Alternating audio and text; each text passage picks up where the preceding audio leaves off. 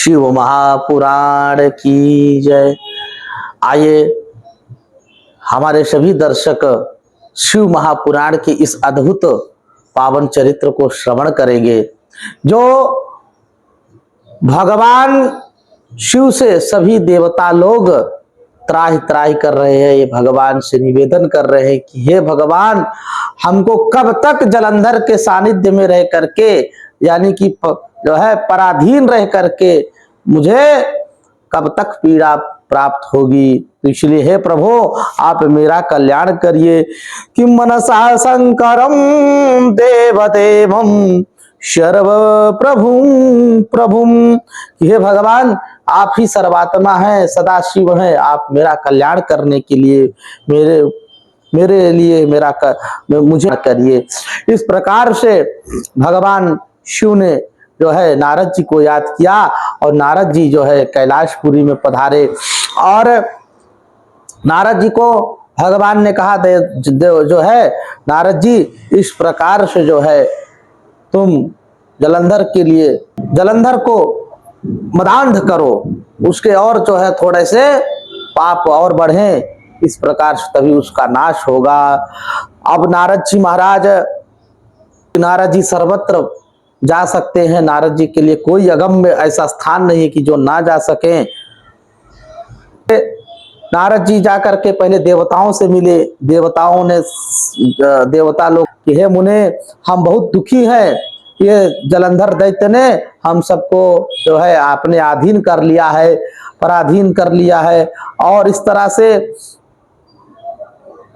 मुझे बहुत पीड़ा प्राप्त हो रही है और हम सब अपने अपने जो है सुखों से वंचित हैं। इसलिए भगवान विष्णु को भी उसने बस में कर रखा है, माता लक्ष्मी को भी उनकी तो बहन ही है, वो उनको भी अपने घर में है। इसलिए लक्ष्मी नारायण दोनों जन को घर में रखा है। इस प्रकार से नारद जी ऐसा आप कार्य करिए जिससे हम सबका कल्याण होगा। इस प्रकार से नारद जी महाराज ने कहा, शीघ्र ही आपका कल्याण होगा, आप चिंता ना करें। और नारद जी जो है जलंधर के पास गए। जलंधर ने आगमन किया, वह उच्च आसन पे बैठाया, स्वागत किया और नारद जी महाराज से कहा कि महाराज जी, आपका किस प्रकार से आना हुआ। तब नारद जी बोले, देखो जलंधर, हम सब जानते हैं, हमें ज्ञान हुआ कि तुम इस तीनों लोक के इस समय स्वामी हो और तुम जो है अधिपति संपत्ति को प्राप्ति करने के तुम एक सुक्रमी हो तुम। और इस प्रकार से हे दैत्येंद्र जो है, इस प्रकार से मैं देखा कि मैंने तब जो है तुम्हारा ऐश्वर्य देखा, और जो ये तुम मुझे दिखा रहे हो अपना संपत्ति भी और बहुत सुंदर है, सब प्रकार से भरी हुई है संपत्ति। परंतु दैत्येंद्र, तुम्हारे पास जितने भी रत्न हैं, इन सब रत्नों का क्या मूल्य जब तुम्हारे पास नारी रत्न नहीं है। तो चूंकि नारी रत्न तभी इस रत्नों की शोभा बढ़ेगी जब तुम्हारे पास नारी रत्न हो। इस प्रकार से जो है जलंधर का माथा घूम गया। बोला, महाराज आप बताइए कि इस संसार में कहाँ है जो नारी हमारे लिए सुंदर हो। और तब भगवान नारद जी बोले, देखो अत्यंत मनोहर सर्व समृद्धि संपन्न कैलाश पर्वत पर योगी रूप धारण किए हुए दिगंबर शंभु रहते हैं। कैलाकुले योगी रूप धरः शंभुरस्ति तत्र दिगंबरः। वहां पर उनकी तस्या भार्या सुरम्या ही सर्वलक्षण लक्षिता सर्वांग सुंदरी नामना पार्वतीति मनोहरा। वहां पर उनकी सभी जो है लक्षणों से संपन्न सर्वांग सुंदरी मनोहर पार्वती नामक उनकी भार्या है। और इनकी सुंदरता का क्या बखान करूं दैत्येंद्र, तुम अगर इस रत्न को पा जाओ तो तभी तुम महान हो जाओगे। इस प्रकार से जो है देवताओं का उपकार करने के उद्देश्य से लोक विख्यात देवर्षि नारद अपन जो है वहां से कहकर चले गए। इसके बाद जो है जलंधर ने राहु को दूत बनाया और कहा कि जाओ कैलाश जा करके और तुम उस दिगंबर से कहो कि ये नारी जो है हमें प्रदान करे। क्योंकि इस समस्त तीनों लोक के अधिपति मैं हूं जलंधर, और इसलिए पार्वती के रूप में मुझे पत्नी रूप में प्राप्त हो, ऐसा जाओ कहो। राहु दूत गया। राहु कहने लगा कि हे दिगंबर नाथ, मैं जो है राहु जलंधर का दूत हूं, और इस समय समुद्र से उत्पन्न जलंधर तीनों लोक के अधिपति हैं और दैत्यों के स्वामी हैं, सब देवता उनके अधीन हैं। ब्रह्म जो है विष्णु, लक्ष्मी, स्वयं सभी देवेंद्र सब इस समय जलंधर महाराज के अधीन है। इसलिए आप सुनिए, ये आप अपनी भार्या को दीजिए और जलंधर इससे विवाह करेंगे। और इस प्रकार से ये इतनी सुंदर जो है नारी तुम्हारे पास रह करके कोई बहुत बड़ी बात नहीं है। और ये नारी तो सिर्फ बड़े बड़े राजाओं महाराजाओं के पास होना चाहिए। तुम जो है अवधूत हो, दिगंबर हो, तुम्हारे पास ये रह करके क्या, तुम भजन करो ना। राहु ने राहु ने बातें की। उसी समय भगवान को क्रोध आया और बदतेवं ही राहु भ्रूमध्याच्छूल पाणिनः अभवत् पुरुषो रौद्रस्त्री तीव्रासन निसमस्वनः।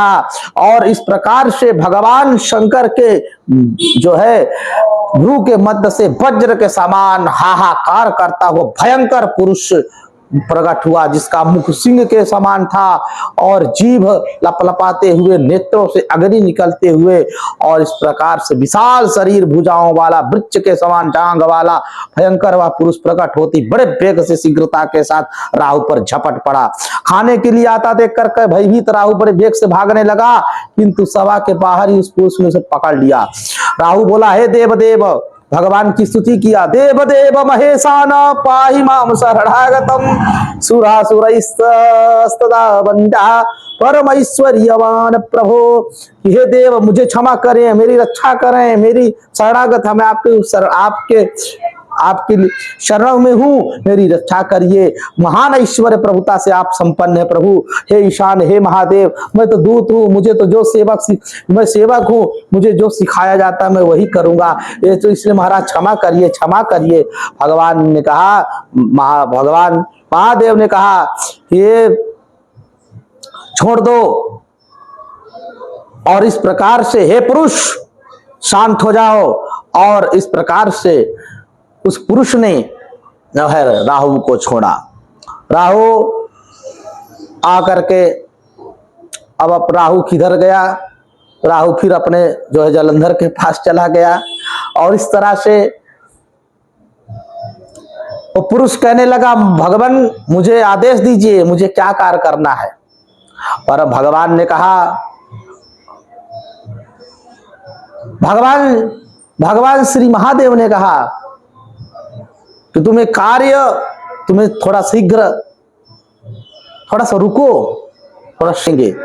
इतने में वो पुरुष बोला, महाराज मुझे तो बहुत भूख लगी है, मुझे बहुत लगी, भूख बर्दाश्त नहीं हो रहा है। भगवान ने कहा, अच्छा ठीक है, तो अपने ही हाथ पैर का मांस खा।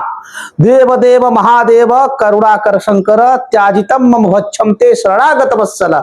भगवान से कहने लगा, भगवान ने कहा अपना ही हाथ पैर खा। इस तरह से वो पुरुष जो है अपना ही हाथ पैर खाने लगा। और खा करके जब उसका खाली सिर बचा तो इस प्रकार से भगवान ने कहा, भगवान प्रसन्न हो गए। देखे तो बोले, रुक जा सर भी मत खा लेना। और इस प्रकार से भगवान ने उनका नाम कीर्ति मुख रखा। और भगवान ने कहा कि देखो, आज से तुम मेरे गढ़ हो गए, तुम मेरे माननीय गढ़ हो गए तुम। और इस प्रकार से जब तुम्हारी पूजा जो है, कोई हमारे पूजा में सर्वप्रथम नहीं होगा तो उसका पूजा का फल नहीं प्राप्त होगा।